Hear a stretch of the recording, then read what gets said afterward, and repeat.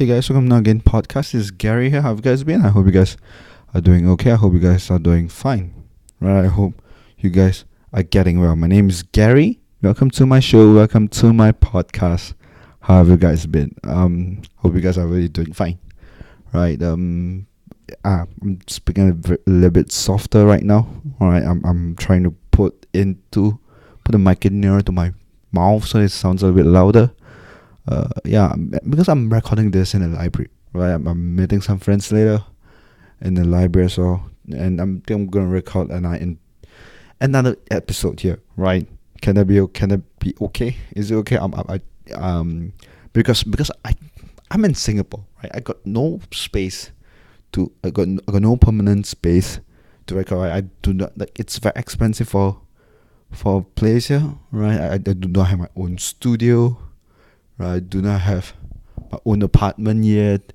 Right, I got no garage to record this. All right, so yeah, I'm currently right now doing my podcast on the go. All right, it's like guerrilla podcasting. Right, it's supposed to sound like a night.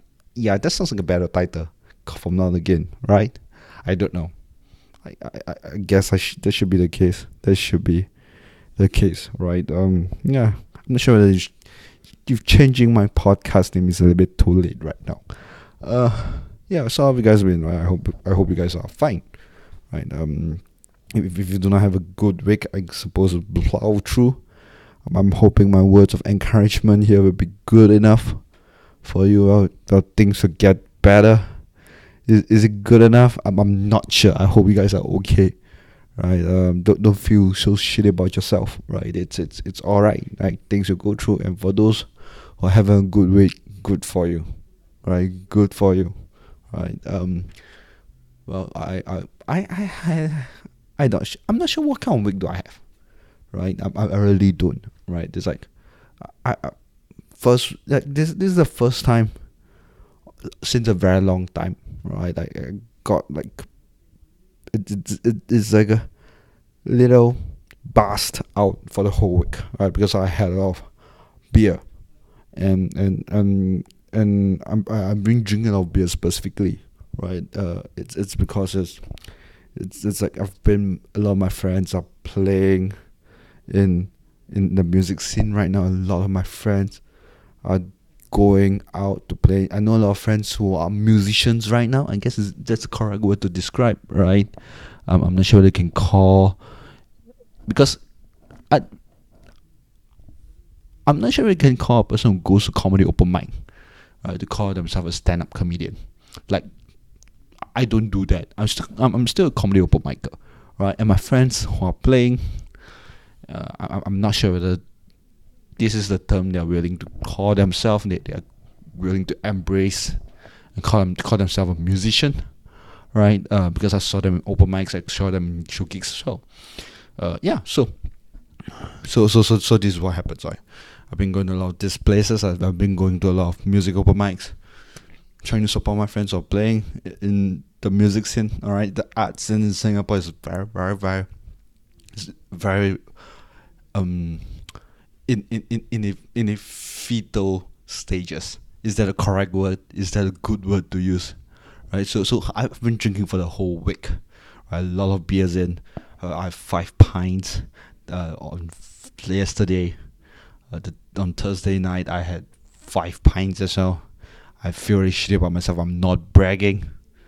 I don't usually drink that much unless I'm having a holiday. Right, and having beer in Singapore is really expensive, especially in the bars, right?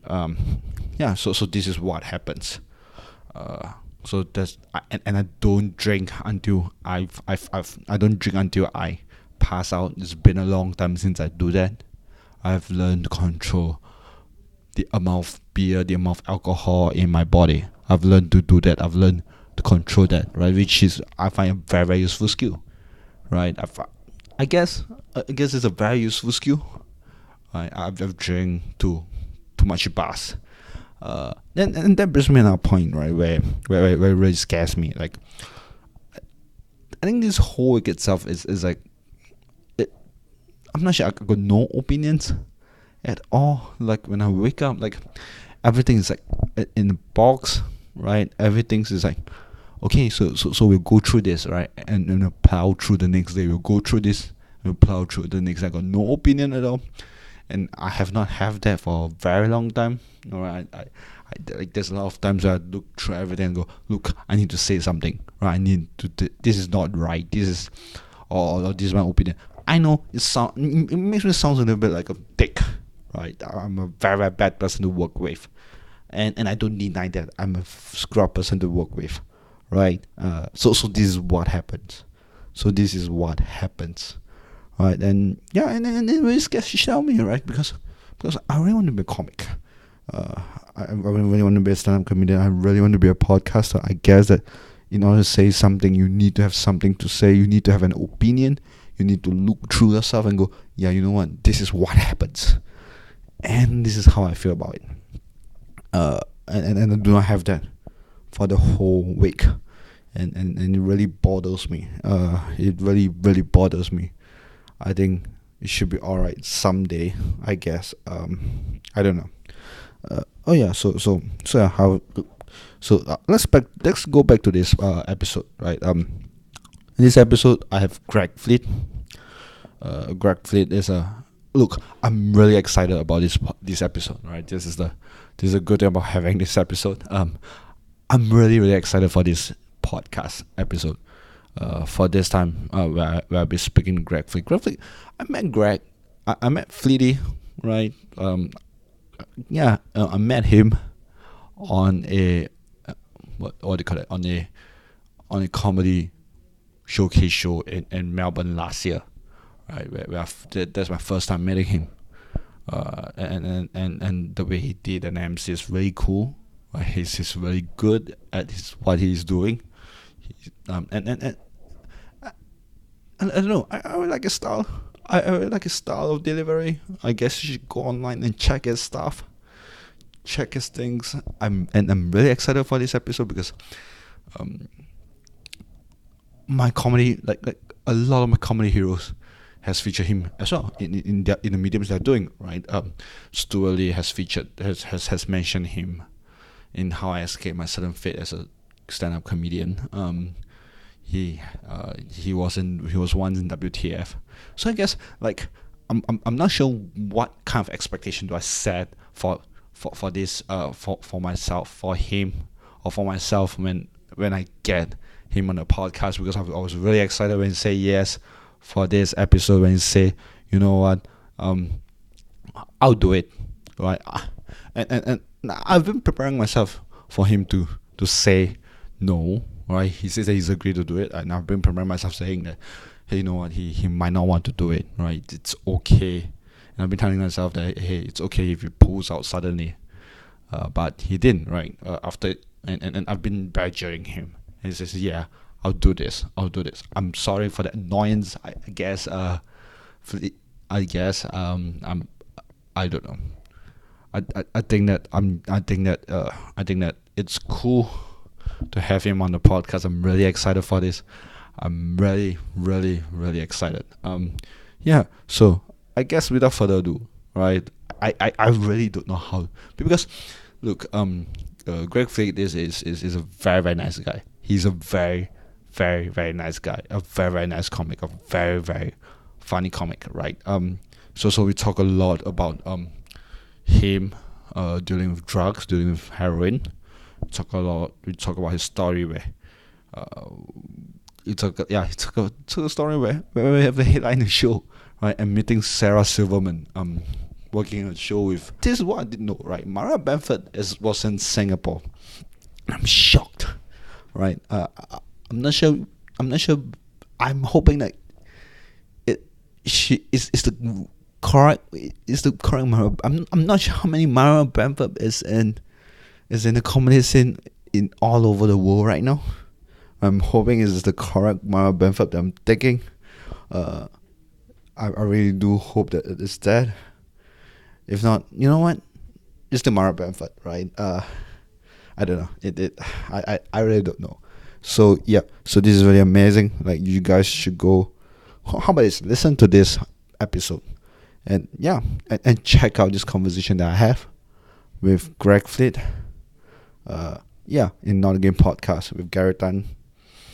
Yeah, so enjoy this episode where I had a conversation with Greg Fleet.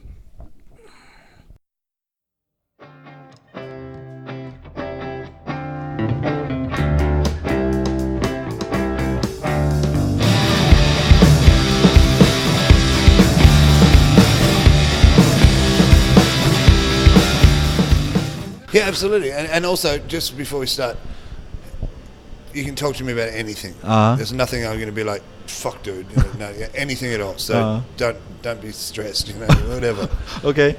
Because there's a lot of things that I got a lot of questions to ask you. Yeah. Like I'm going to start with the first impression that I have. Yeah. When I first met you in the split. Yeah. Right. Because when we walked in, I was doing my notes. Yeah. And you're like saying, you're still. I've done that a lot of times, and then I just walked away.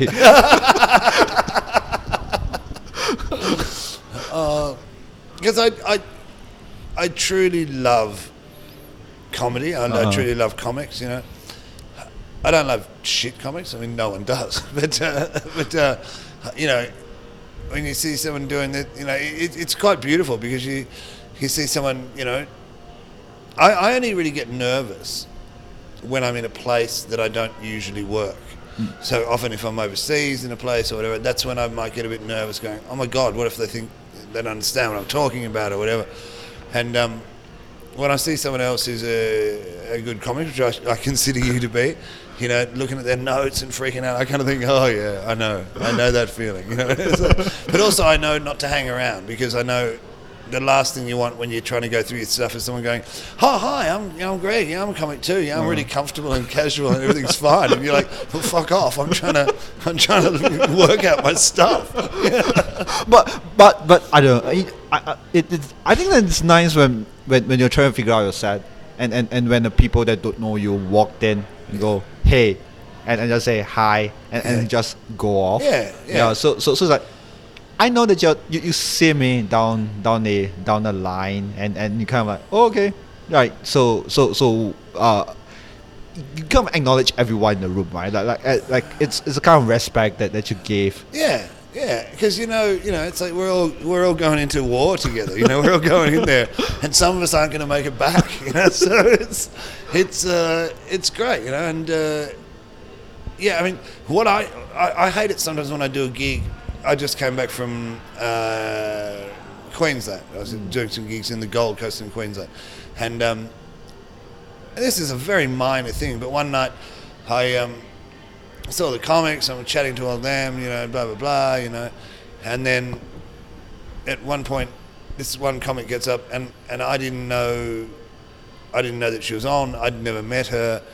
I didn't know she was a comic, whatever. And I felt guilty that I hadn't gone like, hey, how you going, and all that beforehand. And I was like, it wasn't my gig or I wasn't, in charge of anything, but it made me feel like I was failing as an elder statesman to have not come into the fold, But I don't know. Sometimes it feels like it's a little bit weird to when I don't know, because like when I first saw you, I see like a grandfather of a friend. Maybe an uncle, maybe not a grandfather. God.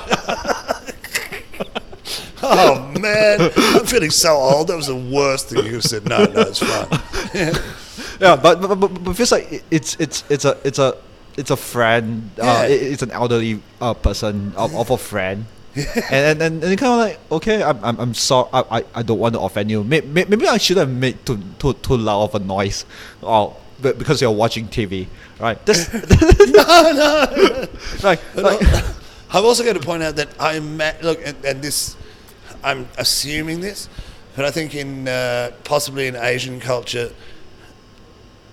elderly people are more respected than they are in Western culture. So when you say have like a grandfather or a friend, to me that just in Australia that just means I'm an old fucking idiot. Whereas I would like to take it in the Asian way that I'm a respected elder of society and I'm admired. But no. So where did we first meet? Where did we first see each other? I think inside the split. In where? It's at the back of the kitchen where you walked in. But in where? What country? What place? In Melbourne. Oh, it was here. It was, in the back of Spain. Yeah. Sorry, because I wasn't sure if we met here or Back in Singapore. Yeah. Mm. But have you been to Singapore? Have you been? Yeah. Yeah, I've done it a couple of times. I did it once with the Melbourne Comedy Festival roadshow thing, and that was with we did a show. And it was Maria Bamford was on that show, and it was in that theatre. It's quite a cool theatre in Singapore, in the middle of town. Is it the Esplanade Theatre? Yeah, it's kind of very modern and cool. Just near the overpass of whatever that, I don't know, that, oh man. Yeah, near the Swiss Hotel. I don't know if you know that, but it's very near there. All right. So I think you're talking about the Esplanade Theatre. It's one of the more... It's like Sydney Opera House in Sydney. It's like the biggest... Yeah. Yeah. It was great, and I loved that, and... I think that night too we went out drinking, and I ended up doing a gig for some English guy, just getting up at his room, and then I think the next time I'm curious with that. Quite like how did that happen? Like because I was with someone and he knew who they were, and they said, "Oh, you should get Fleety on." I think maybe I'd met that guy in the UK one time or something, and so I just jumped up and did like 10 minutes or something, at his room. But the next time in his hotel room. No.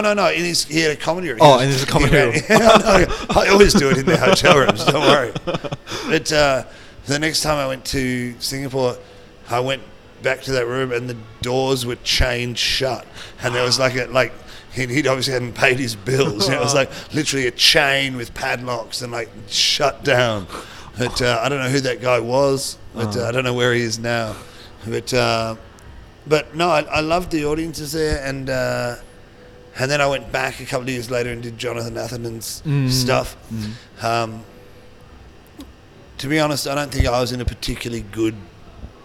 I wasn't in great shape personally, but it was fine. But I could have done much better work. But did Singapore, did Malaysia, and really enjoyed the audience. The audience seemed to me to be hungry, and interested and interested in different cultures, in comedy, and in your take on it, and someone else's take on it, and one thing I'd say about, I loved that, because one thing I'd say about comedy, it's certainly in Australia and possibly in the UK where I've worked a bit, and to a degree in America as well, is that comedy gets a little bit generalized, or a little bit kind of bland, not bland, but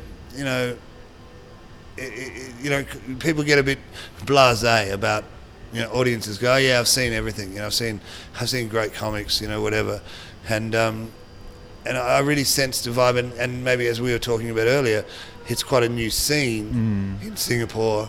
There's an excitement about it, and that's when I started comedy here. I remember that.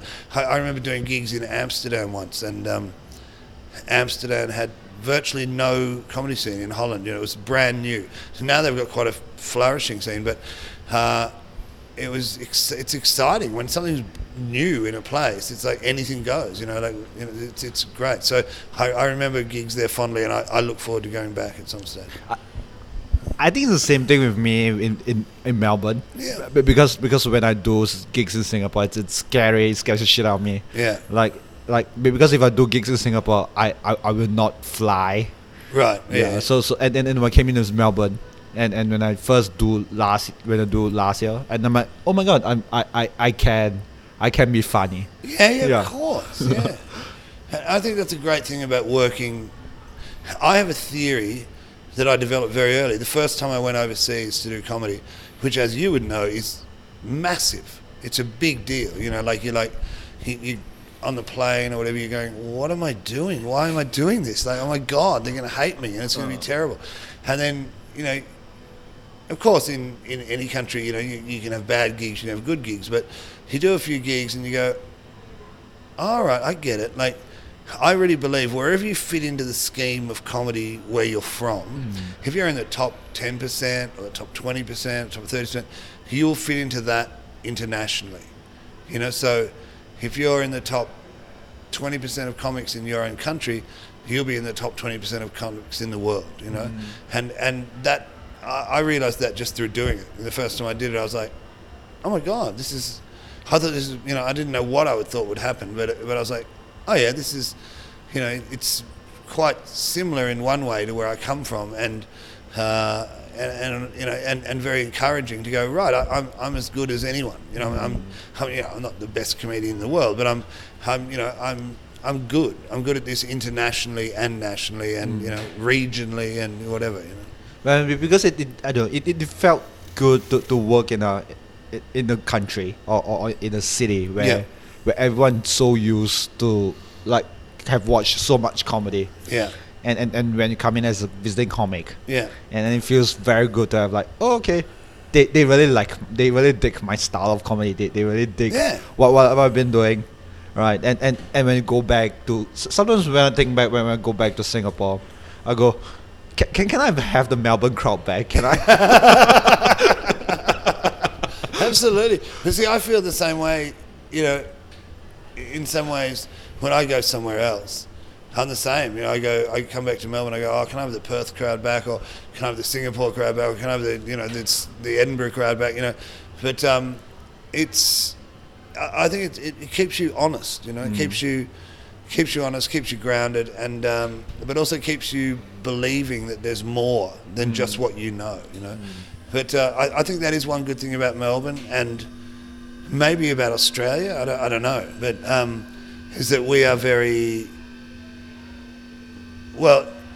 It works both ways, because often for local comics or for Melbourne comics, we go, oh yeah, typical. That guy just comes in from overseas and everyone loves him because he's different. You know, it's like, yeah, but I think that's a really healthy thing, you know, and we do. We admire and we're interested in comedy from other places, and that's a good thing, because I sometimes worry that, you know, like any country, I sometimes worry that Australia is, you know, right-wing politics, and you know, there's all this nationalism, and you know, like, you're from another country, get out, or you know, turn the boat people back and all that.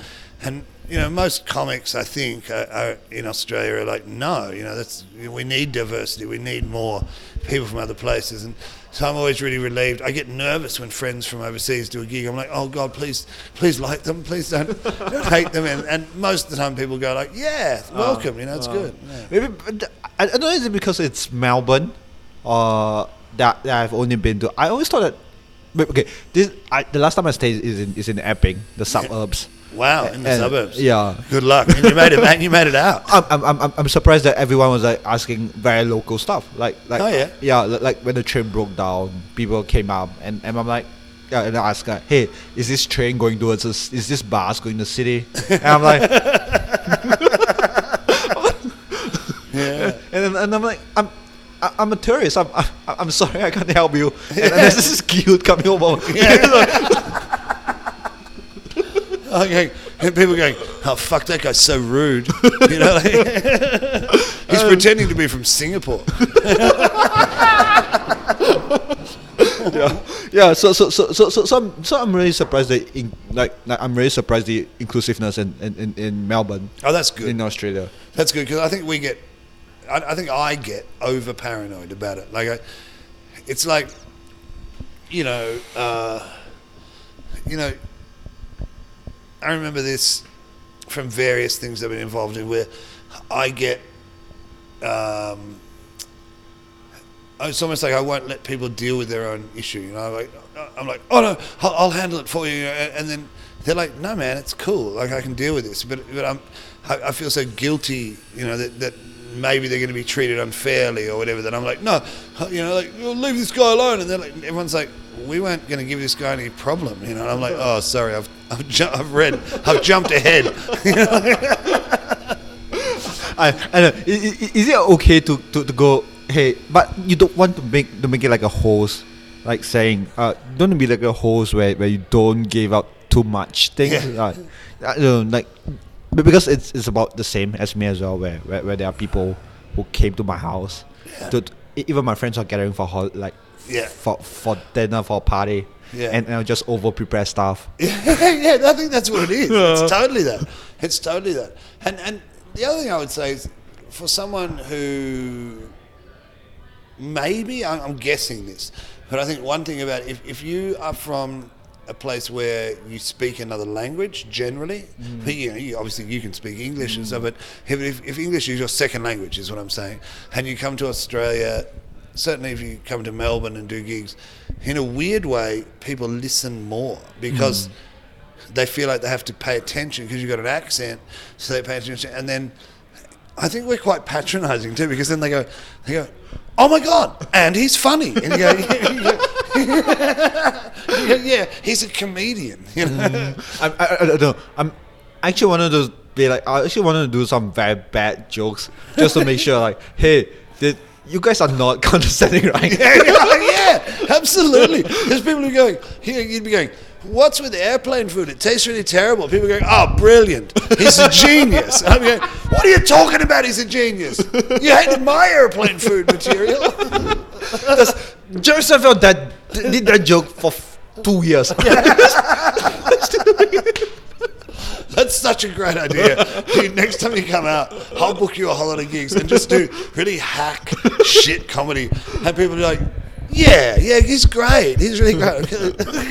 You guys are just being very condescending. But then the trouble would be, this is where Australia's underlying racism will come in. If you then went, no, I'm not really like, and then started doing your material, they'd be like, oh, he's getting above himself. He thinks he's all fancy now with his concepts and his ideas.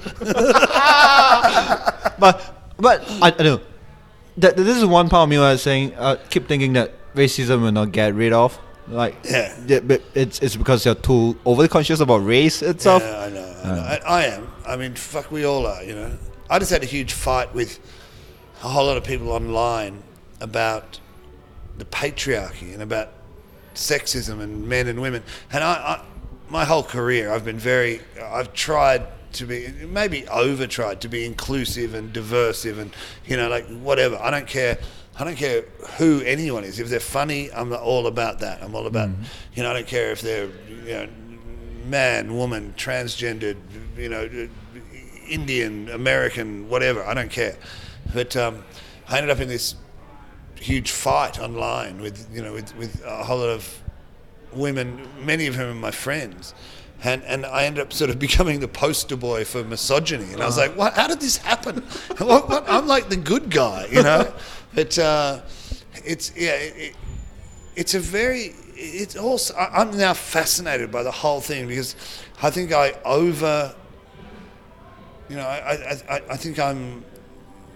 try and overcompensate for things, and then other times I just get really pissed off. And one of the problems will be is that if you go, you know what, that person's just a shit comic, which I feel really fine saying. You know, I don't say that to people's faces all the time, because you don't want to be mean.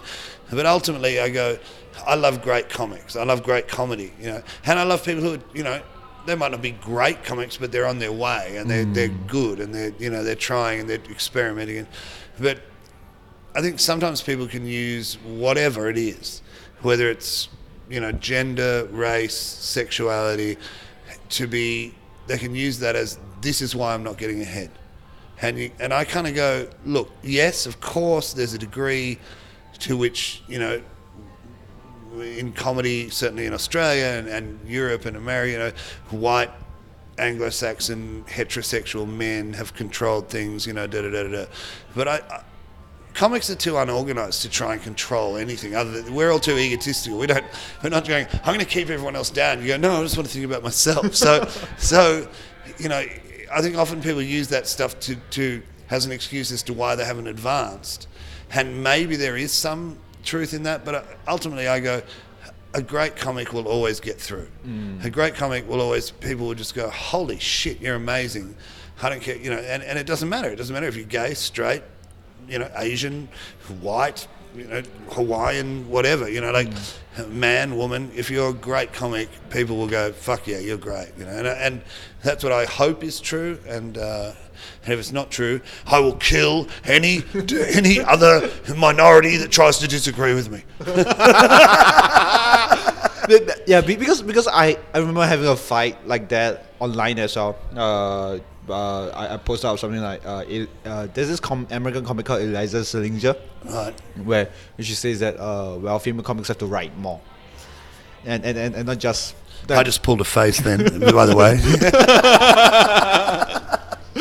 like because she says that when she goes into a comedy club and she just closes her eyes, every female comic's doing like a vagina joke, Right. Okay. and it sounds so similar. Right. Okay. And I remember I was having a fight with this female comic, and I think I was at the losing end because I'm like saying it applies to everyone, right? I remember I was saying that it applies to like every female comic should write more as well, like because every comic should write every more, comic should write more as well.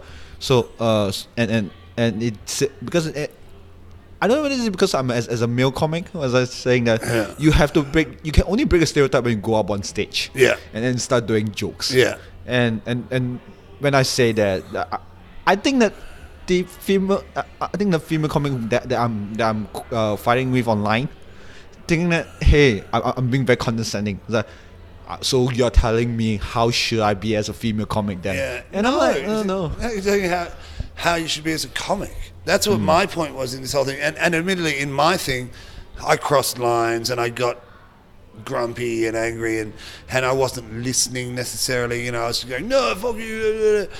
But ultimately, my point at the end of it all, aside from the fact that I accepted that I'd been inappropriate in certain areas, but I don't think anyone before that, and hopefully even now, no one would go, he's a misogynist, he's a woman hater, because I'm clearly not. I was brought up by women. Most of my best friends are women, which sounds like, no, some of my best friends are gay. It's not. It's not that.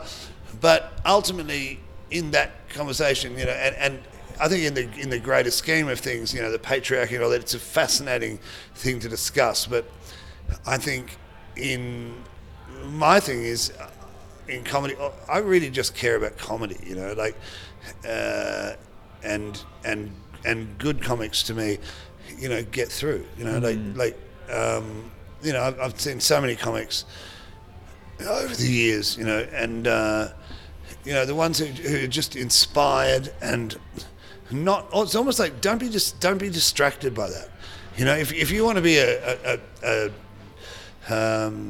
a crusader for certain people's rights, absolutely do that. That's a very noble and beautiful thing to be. If you want to be a comic, yes, you can work that into what you do, but if you're a great comic, you will always be a great comic. It doesn't matter who you are, where you're from, what you do. And it's almost. I think it's also difficult because comics, you go, I'm just a comedian, and then suddenly you get into a conversation with someone, especially online, where you're starting to represent, and you go, oh no, I'm not a gangster. I'm not sticking up for my crew. I'm just saying this is what I think, and sometimes people go, well, that's racist, or that's sexist, or that's homophobic, and you go, well, no, it's not.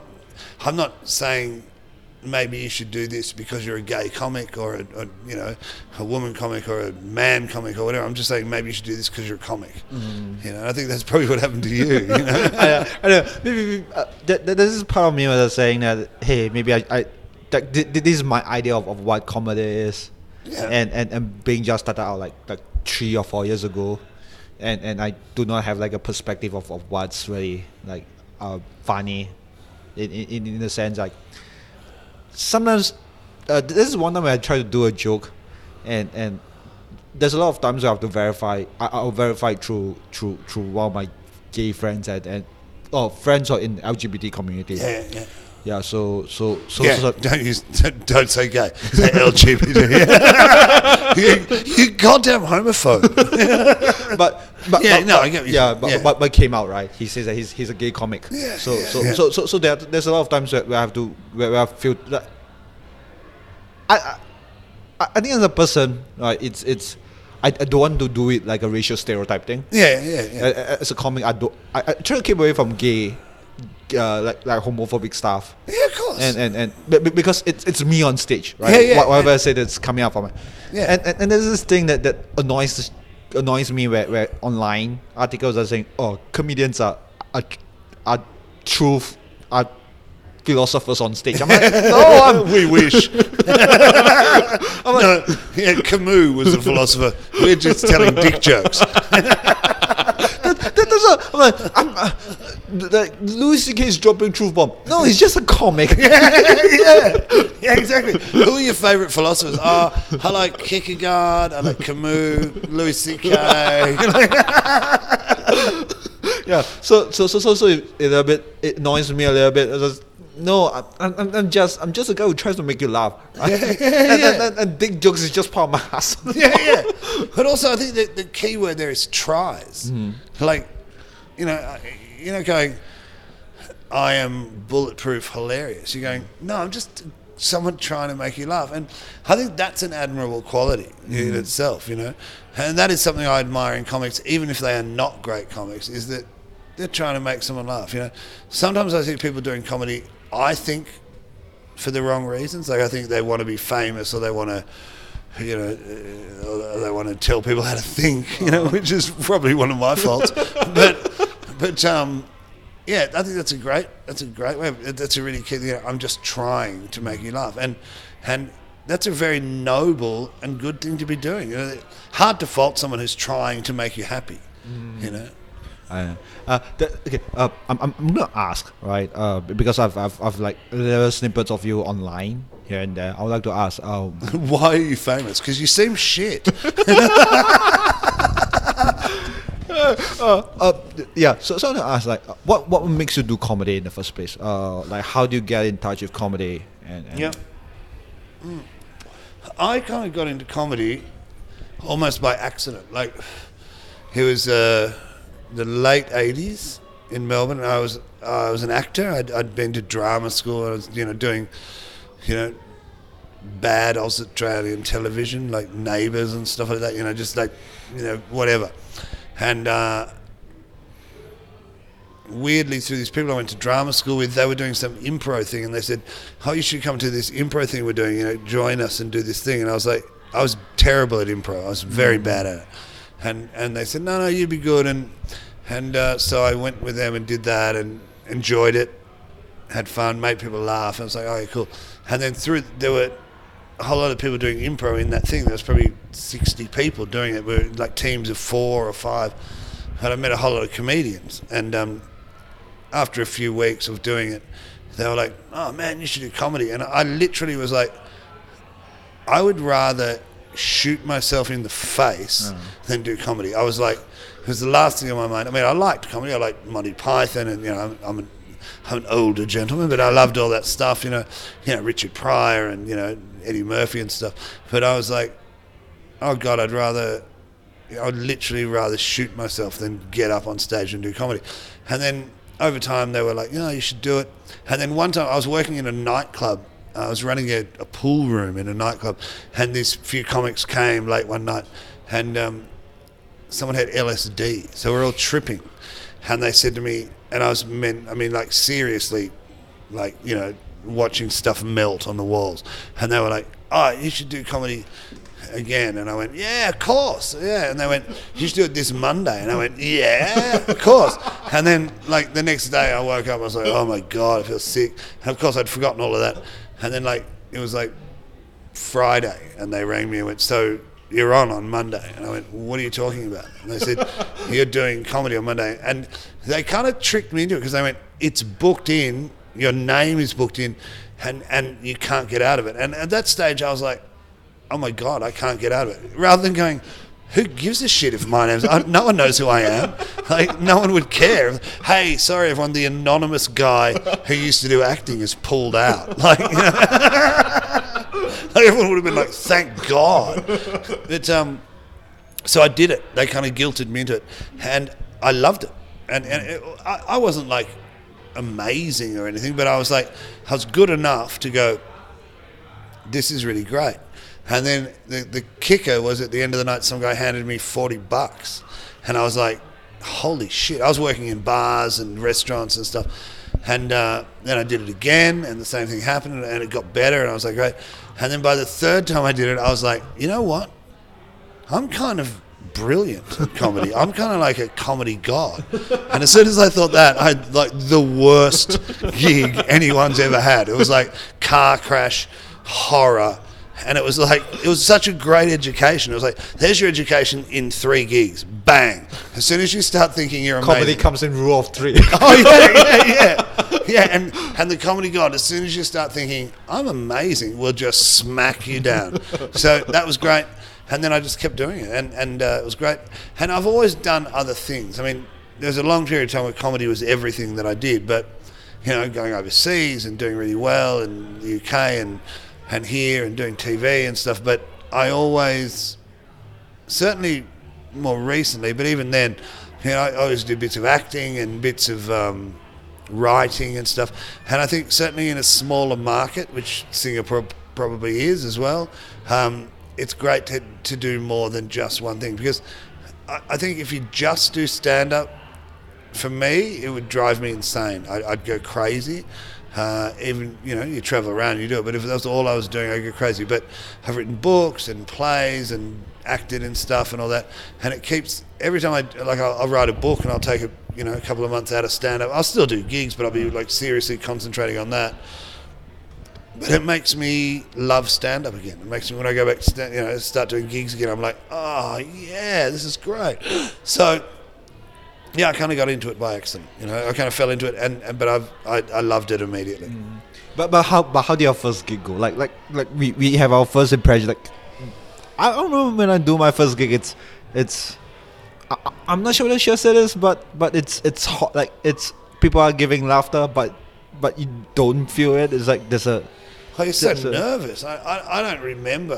I just remember people saying that was good, and I remember feeling it wasn't soul-destroyingly bad. I remember thinking, you know, like I that night, 2 of my friends also did their first ever comedy gig. So three friends, you know, we all did our first ever comedy gig. One of those guys did it a couple of times after that, and then never did it again. The other guy did it that night and never did it again. It was like no. And the weird thing is, for me, if I'd had the experience they had on that first night, I would never have done it again. You know, I'm surprised when I see new comics now who get up and bomb and come back, because I'm like, if I'd bombed the first time I did it, I would never have done it again. I would have gone, nah, that's me, done, I'm out, I'm doing something else. You know, and by now I'd be a famous surgeon. but the thing is, like, it's because of the internet as well. Like because a lot of big comics giving the idea, like, hey, you got to keep doing it. You got to do like enough bad gigs to say that, hey, there are good gigs will come by. Oh, and they will. But my thing is, like, you gotta. I say to people all the time, and I mean this is completely true. You learn more from a bad gig. I learned virtually nothing from a good gig. You know, like. The only thing I ever really learn from these days is when I have a tough gig, and I go, you know what I did? I was too cocky, or I was arrogant, or something. You know, I go, yeah. I rarely put it down to the audience, hardly ever. Every now and then I'll do a gig where I go, that audience was just fucking a nightmare, but hardly ever. Usually, if I have a tough gig, I go, you know what? That was me, and it was because I did this, and I did this, and I did this. And so the next gig I do is always one of the better gigs I've ever done, because I don't do any of that stuff. You know, I'm really like, I'm hungry and, you know, calm. But yeah, look, I think you can learn a hell of a lot more from a bad gig than a good gig. But all I'm saying is, if my first gig had been as bad as some of my bad gigs have been since then, I would have gone, who would ever do that again? Like, well, you'd have to be crazy.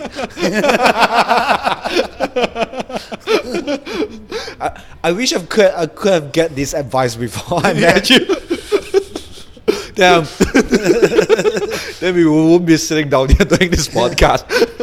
But you know what? I know comics who are highly successful, you know, in the States and here and the UK or wherever, you know, Asia, whatever, and they're like, oh no, the first like 15 gigs I had were terrible. And I'm like, why did you keep doing it? And they're like huge now, you know, but they're like, they must have just felt that this is what they must do, and they kept going, you know. But I never felt it was what I must do. I just thought, oh, I'm just doing it because I was tripping and my friend said I should do it.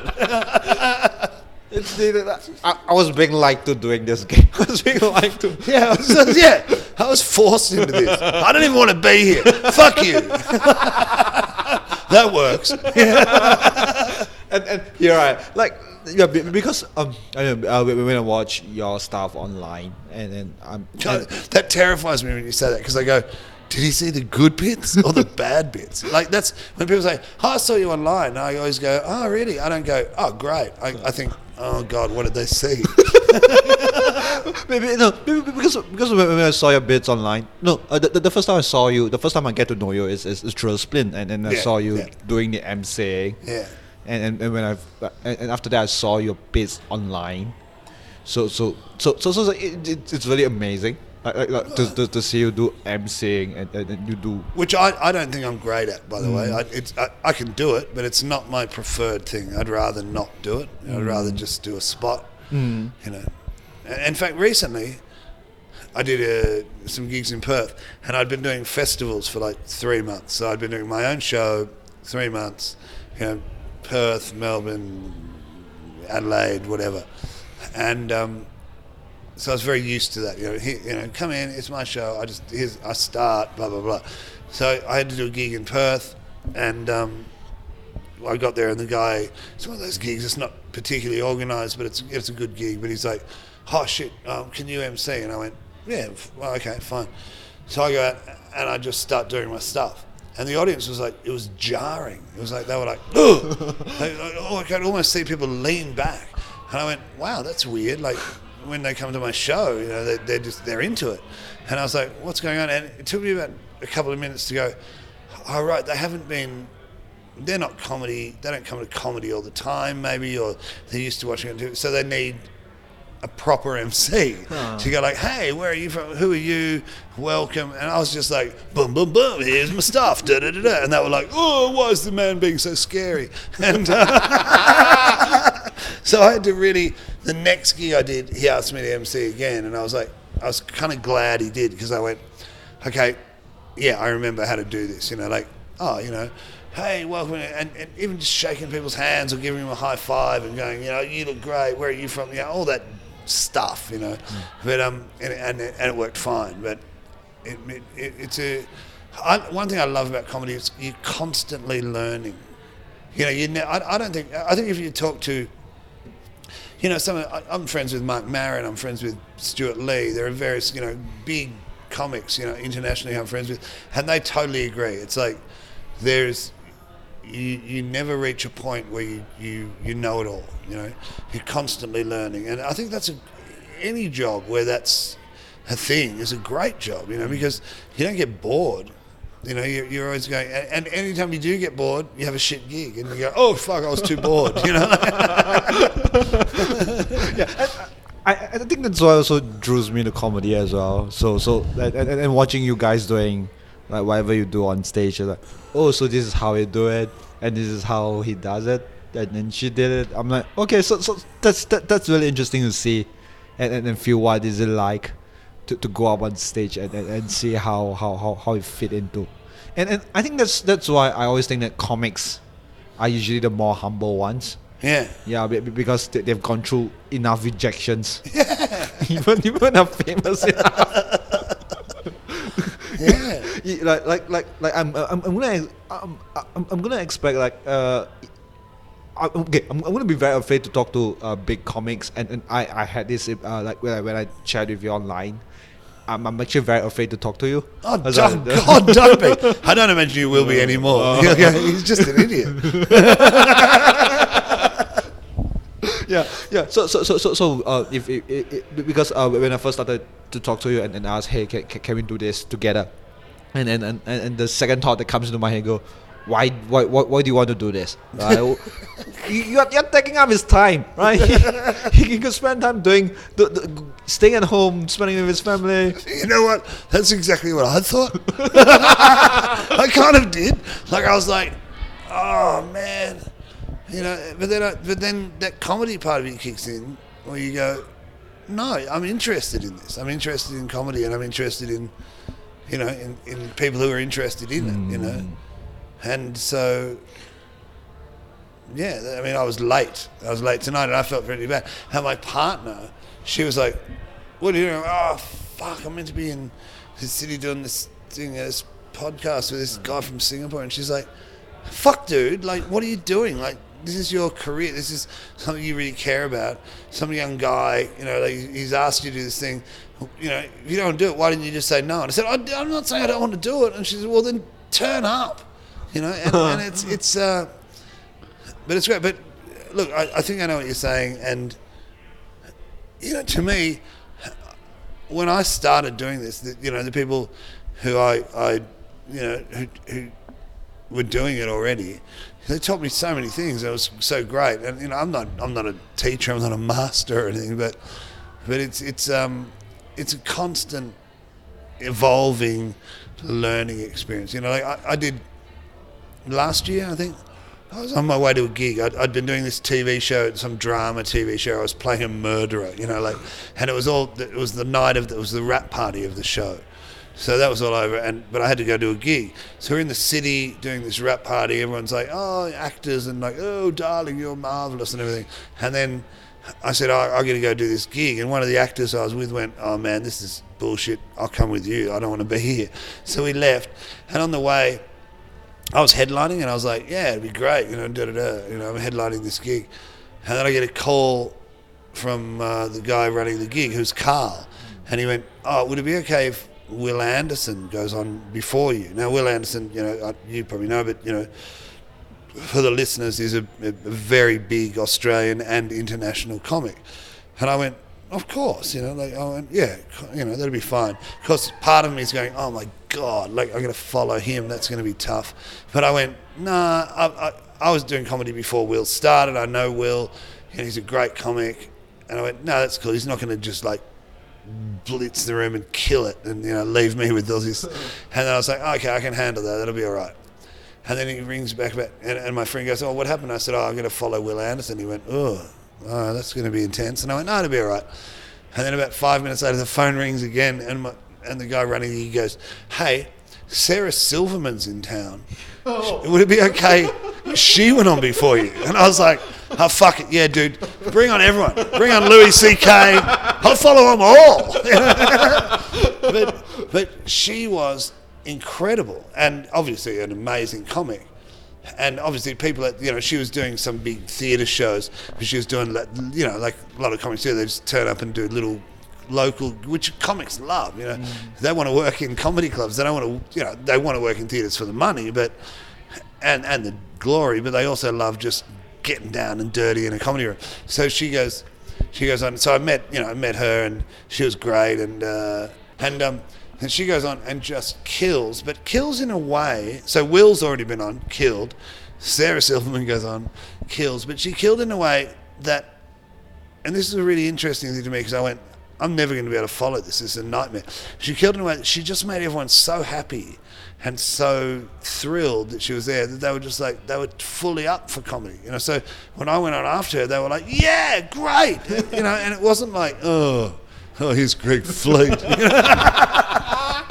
So it was beautiful, you know, and that was a lesson in itself. You know? I have no idea what my point was then. I just wanted to tell you that I'd met Sarah Silverman. That's really a very good point. That's a really very good point, right? Yeah. You meet someone that. Yeah, I've worked with Sarah Silverman, whatever. Okay. This is one part of me really asked because he wrote a book about heroin addiction. Yeah. And I want to ask, like, because as a Singaporean, I've never ever done drugs before. Well, you're not allowed to. Yeah. This is a weird thing where I go overseas, and if I ever do drugs and I get caught, I was to be charged as a felony back in Singapore. Wow. Yeah, so it really so it's really crazy. Yeah. Like what's the whole process like because of the drug abuse Yeah. and everything, like what how it got started? To me, it got started through a relationship, through meeting someone who was doing that drug, and but I was already smoking pot and stuff. I don't believe that things like smoking marijuana lead to other things. I think for certain people they do, and for me, that was probably always going to be my path. I was always like wanting more, wanting to try things, wanting to do this, wanting to do that, and I met a girl. She was like, "Oh yeah, we take a bit of heroin." And I was like, "Yeah, me too." I had no idea. I didn't know what heroin was, but that's how it started. And then it just, like a lot of things, a lot of things that seem amazing. It's actually a tedious process. It's like any process. Like, how did you become an opera singer? How did you become a tennis player? It's almost through practice. You just did it. You did it again. You did it again. The next thing you know, you turn around and go, "I'm a heroin addict," or "I'm a tennis professional," or "I'm an opera singer." Okay, admittedly, heroin addict is not as good as those other things, but we still do it through practice. Yeah. I was good at it. We need to pep the I was very respected in the heroin community. But, I got a good grades of drugs. Yeah. But it was just one of those. It just grew, and I think it was always one of those things. I thought, I'll stop this. I'll stop it soon. And eventually, it just became a huge part of my life. And fortunately, I kept doing comedy and theatre and stuff like that, TV and stuff. And often I wrecked those things. Often I destroyed gigs or jobs that I had on TV or whatever through using heroin, which is not at all a good thing to do. But in the end, when I finally did stop, which was like 25 years, it was a long time. When I did finally stop, I was surprised that I still had opportunities and options. And now, and it's only been a couple of years since I stopped. It's like 2 years. But when I did Singapore, I was on heroin. So I was addicted to drugs. That's why I kind of go, I'd love to do it again, because I'd probably go, wow, this guy's so much funnier and more lively than he was last time. He just kept trying to borrow money off everyone last time. But when I finally stopped, I was like, oh my God, I still have these opportunities, and people still seem to listen, and so I'm still very interested in the whole drug reform thing, and that it should be treated as a medical issue rather than a criminal issue and all that. But I don't do that for my own benefit, because I don't use those drugs anymore, and I have no interest in ever using them again. But I am kind of interested that I somehow. A lot of the people that I know who are drug addicts and some who still are, even though I don't see them very often, it's very hard to talk them out of it because they don't have something else to do. That's what they started using heroin when they were like 13 or something, and they've always done it, and they don't have a career. That's their life. So if you went, oh no, just stop doing that, it's very hard to convince them to stop, because fortunately for me, I had comedy and acting and writing, so I had something I could give that up and go into something creative and beautiful and pleasant. But it's very hard to talk other people into that, because you go, oh, you could do all sorts of things, and they're like, what? And you kind of think, well, I don't know, something, I don't know. But I want to ask, what is it like doing heroin? What happens when you get high? It's very. Okay, say you're worried about a whole lot of things, or say you're in pain, emotionally in pain, physically in pain, spiritually in pain, whatever. You're anxious, you're stressed out, you feel like you're failing at work, you feel like you're failing in your relationship, you're having an existential crisis, whatever it is, it goes away. And that's why it's very seductive, because it for 8 or 10 hours or however long it lasts, you go, everything's great. And of course it's not, but you feel that it is. And what's happening while you're doing that is things are actually getting worse in the real world, in your real world. But you just take heroin again and, oh yeah, everything's great. And, so, and every now and then you stick your head up above or you don't take heroin, you stick your head up and you look at your life and it's a disaster. So you take more heroin and, oh yeah, everything's okay. But it just keeps getting worse and you keep thinking everything's okay. You kind of know that it's not, but it's a painkiller. So it's like, if you had a broken leg, of course you'd take a painkiller. So it's like that. Your life is a broken leg. Eventually your life becomes so dysfunctional that your life is a broken leg. So you take heroin to ease the pain. And, you either die, as my ex-girlfriend did 5 weeks ago, which is terrible, of course. But I expected I expected that to happen. But you reach a point where you either stop, and all you got to do is stop. And it seems really hard to stop, and it is kind of hard. But if you go, oh my God, if I stop and just deal with this shit, then my life will take off. And that's what happened to me. I'm very fortunate that I got out of it alive, and that I got out of it intact, and that I have a beautiful life and a creative life and a comedy life and a theatre life and all that. But what's the spark that go, okay, I shouldn't do that anymore. I should get out of heroin and don't do it anymore. Like, what is that thing that pull you out? For me, it was the work. It was the work and ego. I think for me, it was all about ego. It was like I thought, oh God, I'm just going to be a failure. I'm going to be like this guy who's, that guy, I'll die or whatever, and everyone will be like, that guy was really great. I saw this show he did in Edinburgh, or, I saw this gigs.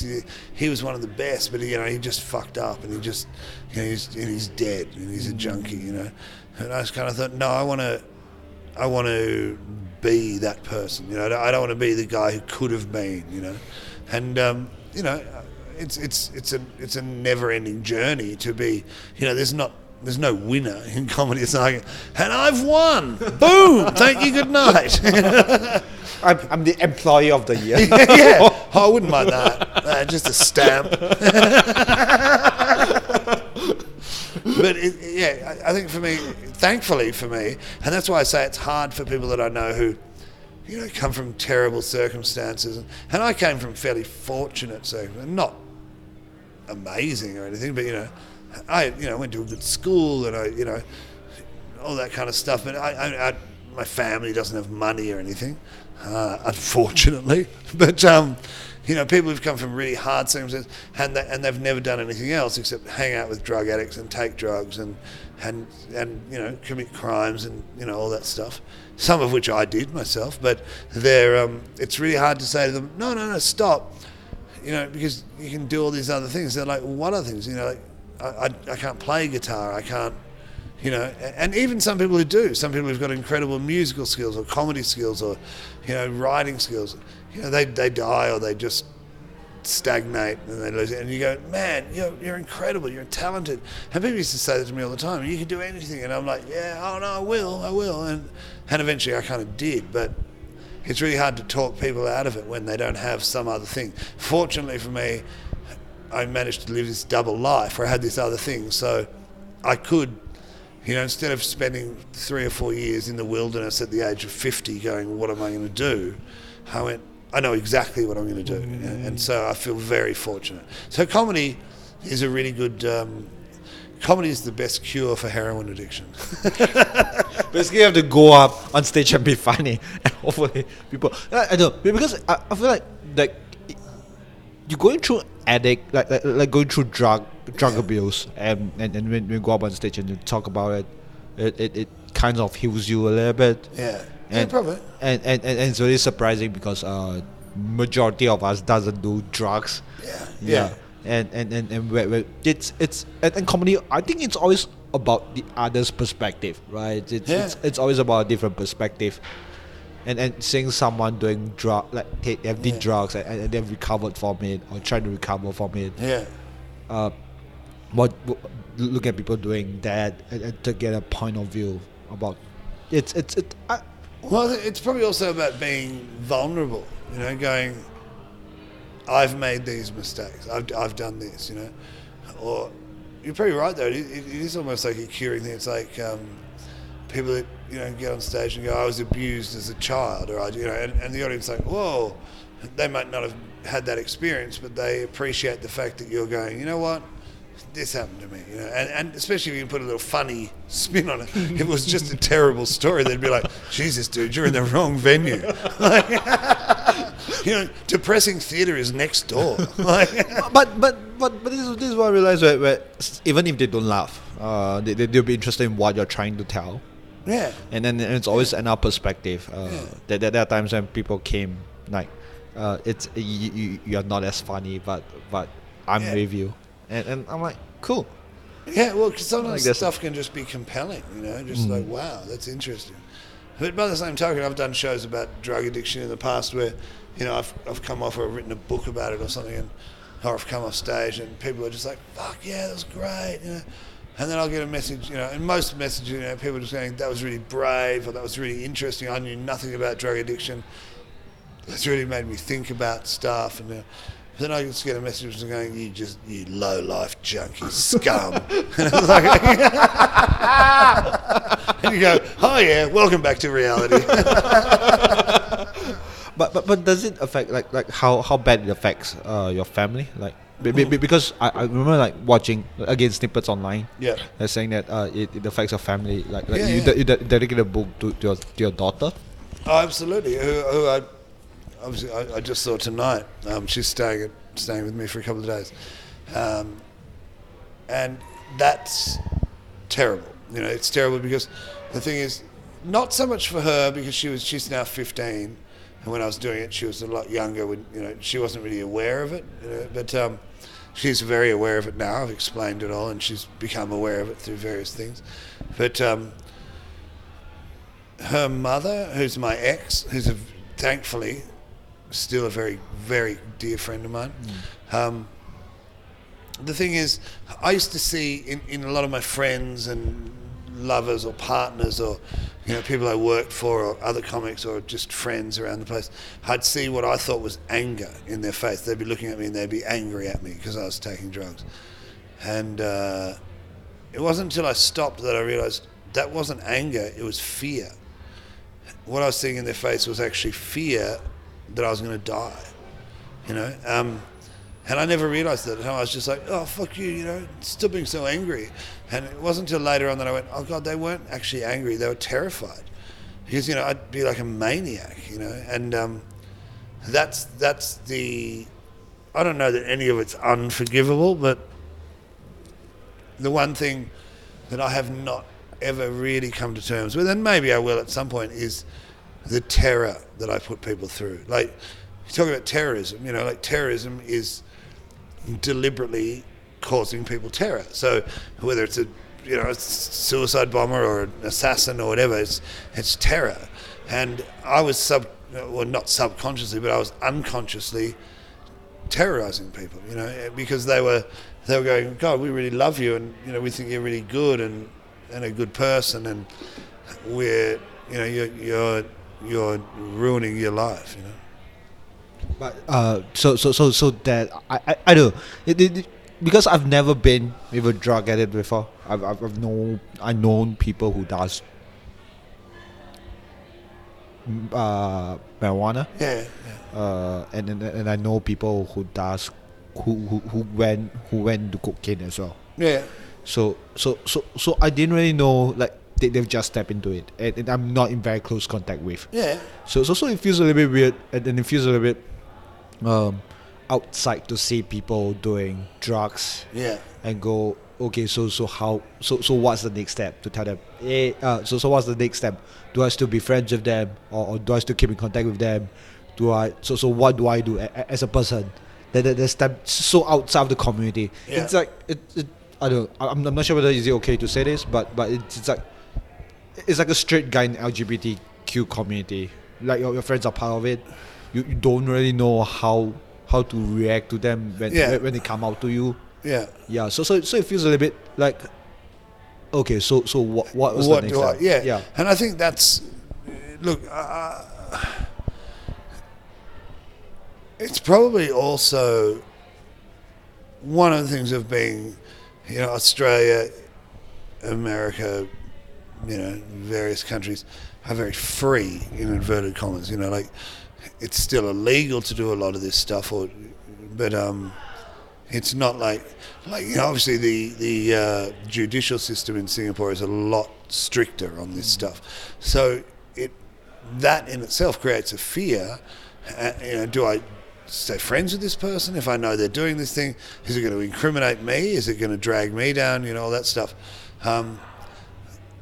which I would normally have said that's terrible. It's terrible that should exist, and I think it probably is terrible. But from my personal perspective, but by the same token, it probably stops people doing what I did. Because if I'd been living in a country where the penalties were very high for what I was doing, I probably wouldn't have done it. I would have gone, oh fuck no, I'm not doing that. Like, I don't want to end up in prison or getting executed or whatever. So. But look, that's a very difficult thing. If a friend of yours is doing, people say to me now, a comic said to me recently that I know, went, hey Fleddy, this guy that I grew up with, he's like one of my best friends. He started doing heroin, and it's getting out of control. Like, what should I do? And I thought about it, and I went, man, I have no idea. And then I went, God, there's no simple answer. Like even through all my experience, I don't have. All I said was look after yourself, because a drug addict will take advantage of you if they can. Not because they're terrible people, because they're desperate. So if you want to take care of them and protect them and look after them as much as you can, but you can't go too far because they'll go, oh man, and can you also lend me like $1,000? And No. And lend is a very loose term in that scenario. Oh dear. Yeah. All right. I heard that you need to meet Carl for 8:30, and it's already 8:30. Yeah, I have to go because I have to go do a comedy gig. If you don't, comedy gigs, it's a thing you do. It's I do them all the time. Hey. Yeah, we're back. I can't do that. I can't come and then come back because No, don't worry. I'll give you some LSD and then I'll talk you into it, and you'll have a great career. Sure, granddad. So we brought it all back to the beginning. Yeah. Oh, all right. Thank you for doing this. Hey, thank you so much, and I really, it's been great talking to you, and I appreciate it. And